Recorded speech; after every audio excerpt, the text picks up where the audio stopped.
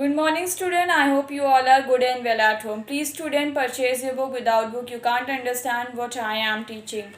आपको बिना बुक्स के नहीं समझ में आएगा कि आपके टीचर्स क्या पढ़ा रही हैं, मैं क्या पढ़ा रही हूँ. इसी this is your book smart grammar class 7. Please student purchase your book. आप सीनियर क्लासेस में पहुँच गए हैं, आपके लिए बुक्स खरीदना बहुत इंपॉर्टेंट है.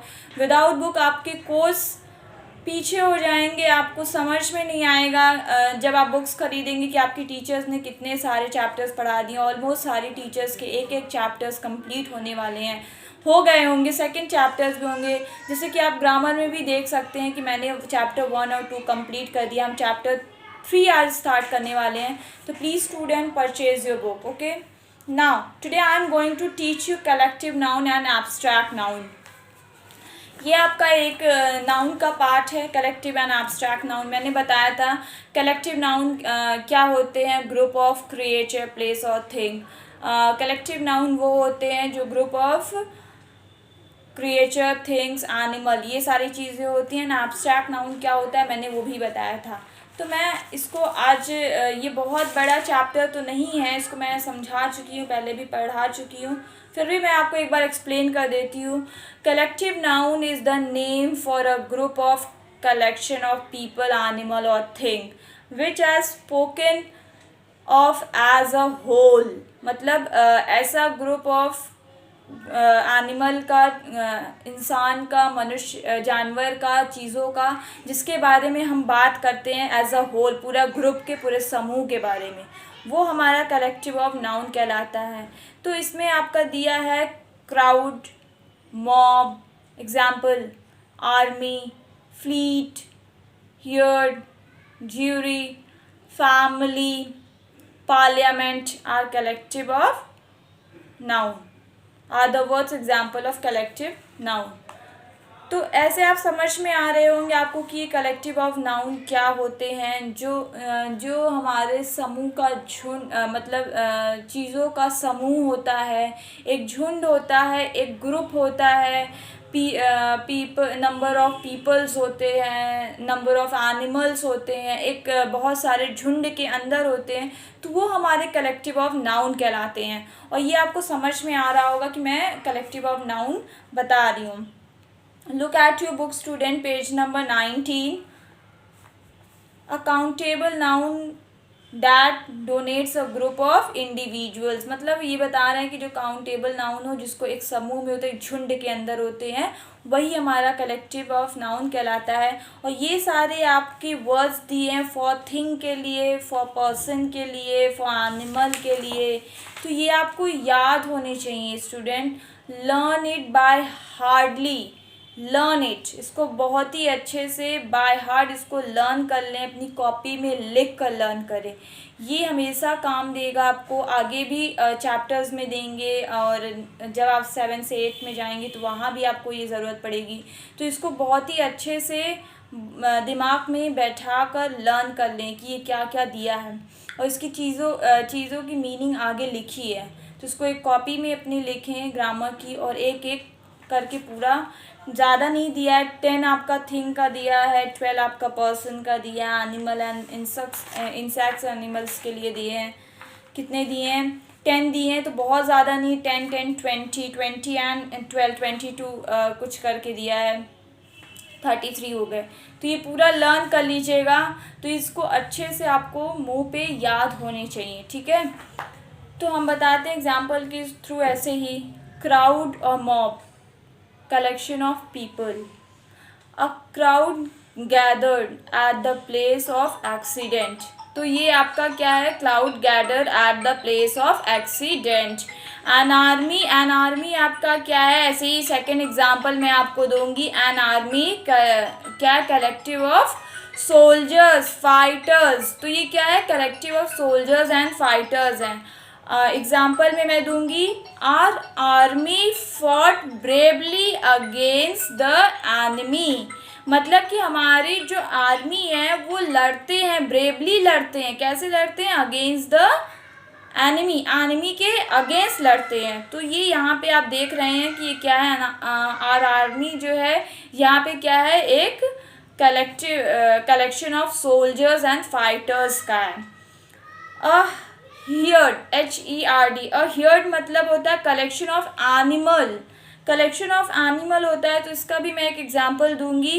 अ herd of cows are grazing in the field, मतलब कि आपको समझ में आ रहा है, काऊ का झुंड जो है ग्रेजिंग इन द फील्ड, घास को चर रहे, मतलब वहाँ पे हैं, गैदर हैं, पहुँचे हैं मैदान में। तो आपको यहाँ पे समझ में आ गया होगा। एंड ऐसे ही आपका सेकंड एग्जाम्पल है a fleet, FLEET, a fleet. The police, the jury, all are example of collective nouns. I hope आपको स्टूडेंट समझ में आ गए। इन्हीं में आपके ही बुक से मैंने एग्जाम्पल्स उठा के ये सेंटेंस बनाए हैं। तो ये बहुत टफ नहीं है, बहुत इजी चैप्टर है। You have an exercise for practice which is given in your book, so complete your exercise which is your homework. Now we move on the abstract noun. अब हम आते हैं abstract noun पे। An abstract noun is the name given the quality of feeling, result of an action or state of things। मतलब आपको पता है abstract noun क्या होते हैं, जिसको हम देख नहीं सकते, जिसको हम सुन नहीं सकते, जिसको हम सिर्फ फील करते हैं। तो वो हमारे एब्स्ट्रैक्ट नाउन के अंदर आते हैं। जैसे कि मैंने आपको अभी कल वाले भी वीडियो में बताया था कि एब्स्ट्रैक्ट नाउन और कॉन्क्रीट नाउन के अंदर कि जो होते हैं वो concrete noun and abstract noun में जो हमारे 5 सेंसेस होते हैं उसके थ्रू जो हम चीज़ों को अपने यूज़ करते हैं, देखते हैं, समझते हैं, वो हमारे एब्स्ट्रैक्ट नाउन के अंदर आते हैं। आपके पास बहुत सारे एग्जाम्पल्स ऐसे आते हैं जो कभी कभी आप कंफ्यूज हो जाते हैं स्टूडेंट्स की ये कौन सा नाउन है, क्योंकि आपके कॉन्क्रीट नाउन भी ऐसे ही होता है ना, एब्स्ट्रैक्ट नाउन भी ऐसे ही होता है। मैंने एक एक्सप्लेन किया था एक वीडियो में बहुत ही अच्छे से दोनों के बीच एग्जाम्पल दे देकर कि कॉन्क्रीट नाउन कहाँ पे यूज़ होते हैं ना एब्स्ट्रैक्ट नाउन कहाँ पे यूज़ होते हैं।